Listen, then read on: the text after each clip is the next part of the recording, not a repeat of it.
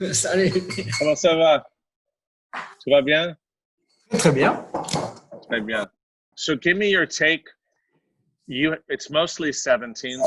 So, what are your thoughts about 2017 in general? It starts with a season that was really interesting, and we were very surprised actually because we had a lot of rain in 17 in the winter. And I thought, simple, logical thing would have happened that because of the water we got, we would have lots of vigor, big berries, and we would be maybe struggling a bit. Actually, absolutely not. The berries were pretty small. The vigor was totally normal. We had to irrigate less. That is really good. But at the end, the wine were surprisingly concentrated, flavorful. I checked before coming all my tannins and color, and they are in a high range. So I thought the very rainy winter would bring dilution in a certain way, and it didn't at all. And what was mind-boggling is the size of the berries with all this water. They were totally in range and not big at all. And so at the end, we are very concentrated wine. Well, I like already the balance of your Sauvignon. Thank you. For 19, it really shows a very nice balance in 19. Thank you.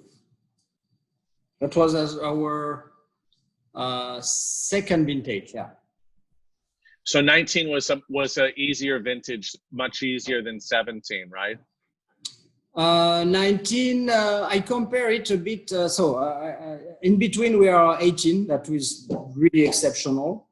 I wouldn't see the difference in vintage for whites, as you can see the impact as much for the white than for the reds. But 18 was really extraordinary. And 19, again, whites, I pick a lot on definition of testing, of course, and acidity is very important for Sauvignon.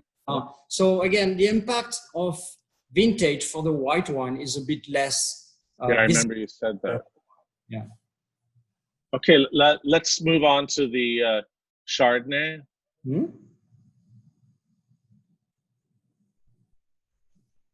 And the even more for the not our Napa Valley Chardonnay, which is like around 75% Carneros. Carneros is much more buffered, I would say, than region of Napa that are much further from the water. The water is a buffer of temperature, and you have always every year you have the fog, you have this impact of the cool night, and I think this Chardonnay has been very consistent through the years because of this proximity of the water that defines really the climate there. This one is defined by acidity, the terroir, the fruit, and malolactic is kind of a winemaking artifact to the wine, and I like also buttery Chardonnay, but that's the definition of this wine. Is really focused on showing the terroir and showing the fruit. So, and the acidity is very important to me. So that would drop the acidity. And I think the acidity is really one of the most important part of this wine. The way it integrates with the wine. And I like what you say, because it really has an acid in a good sense. The acid really frames the wine. It's almost like the acid's here, and then afterwards you go through the acid, then you find the fruit and everything else. And I think that's more European style, let's say more Chablis style, like Grand Cru Chablis, than let's say what we're used to for Napa or particularly Carneros. So a really interesting wine, fun wine with, serious wine. So now we're going to try the Coombsville. Yep. 17.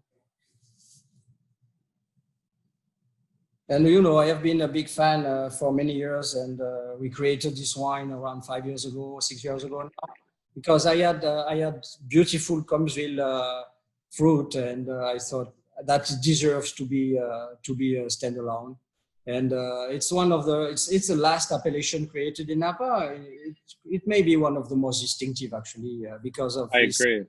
southern part, and it always make very fresh, but very big and fresh. And for me, you know, I like big wines, but the bigger, the more elegant it needs to be. And nice. Naturally. It always has a very distinct quality that's sort of more like Pauillac, like we spoke in the past, with the currant and blackberry, the blue fruits, and then tobacco, black tea. But I like the firmness to the wine, and Coombsville always has that. Okay, so now we're moving on to the Leap.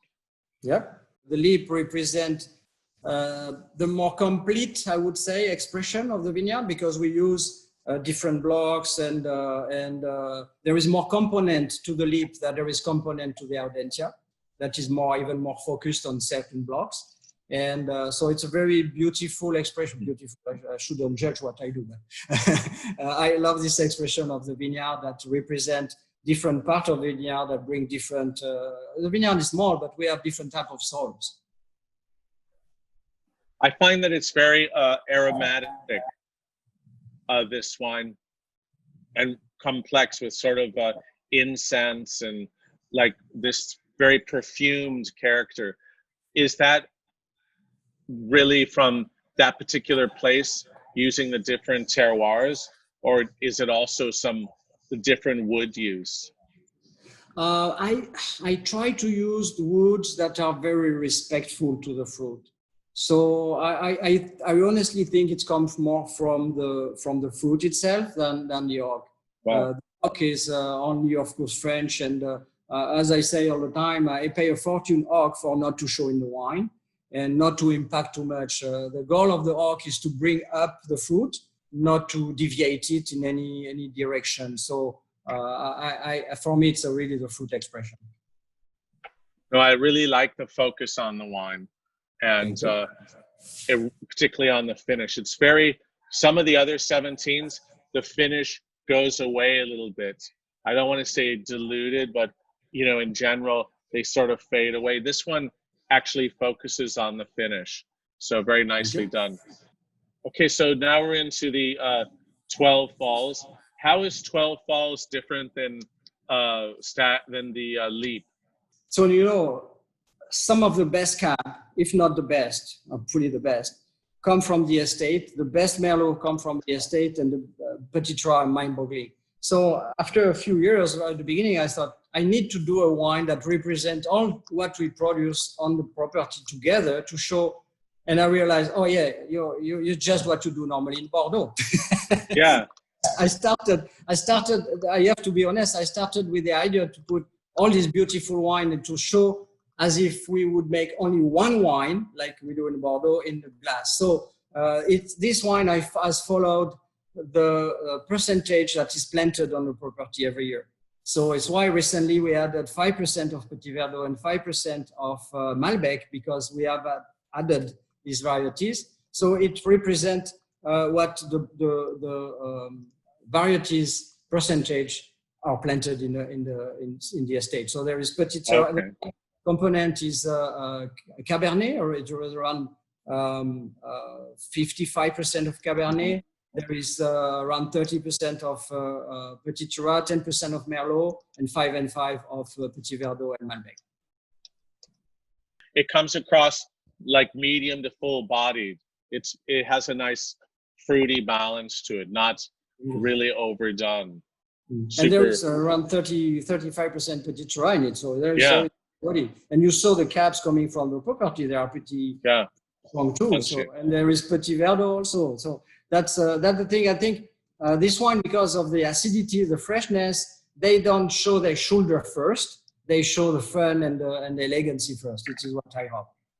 So now the Petite Sirah. Yeah, the all vines field blend. Remind me, how old are the vines? The Blanc was planted in 1929. Wow. So yeah, it's a very simple wine because Petit Sirah it's big, and I don't macerate the Cabernet goes 3 to 4 weeks on skin. The Petit Sirah is 8 to 10, and it is one block, one tank, and 25 around 30% went to New Oak, American oak, and the wine is done. There is minimum touch from winemaking there, because we do 2 pumping over a day. When fermentation is finished, everything is there. And I try not to over extract, actually, because you don't want to get rustic in the tannins. And so yeah, it is what it is. It's not a winemaking wine. It's really a terroir wine. I like it. It's very unique for Napa, and has a very like you said, old vine character to it, and also the quality of the tannins. So beautiful wine.